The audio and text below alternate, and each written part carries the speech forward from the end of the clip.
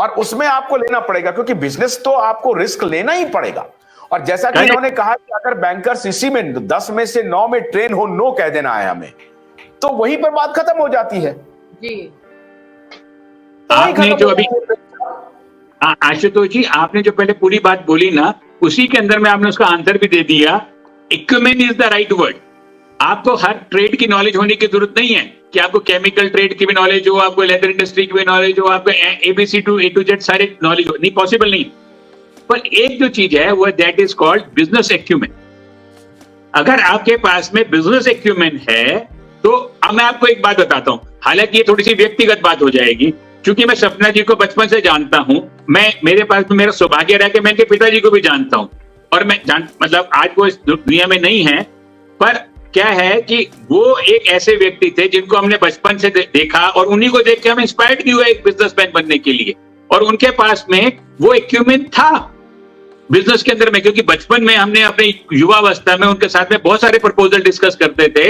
तो उनके यहाँ पे सोने की चैन में एक सुपारी निकालने वाली रहती थी, वो निकालते निकालते सुनते रहते थे, एक उनका स्टाइल था, और कुछ निकालने के बाद फिर वो एक अपनी स्टेटमेंट देते थे, जो कि हमने देखा कि टाइम टेस्टेड निकलती थी आने वाले पीरियड के अंदर में।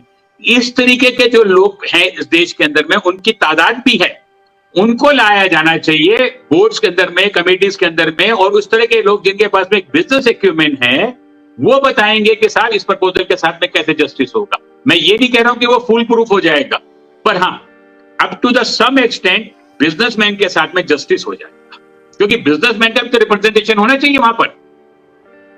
आप पार्लियामेंट में क्यों कॉमन मैन का रिप्रेजेंटेशन कराते हैं? क्योंकि सरकार भी आप कैसे बनाते हैं, चुन के तो बनाते हैं लोगों से, तो लोगों द्वारा चुनी हुई सरकार है। तो उसी तरह से जो बैंक की जो बॉडीज हैं उनके अंदर में भी बिजनेसमैन का भी रिप्रेजेंटेशन होना चाहिए।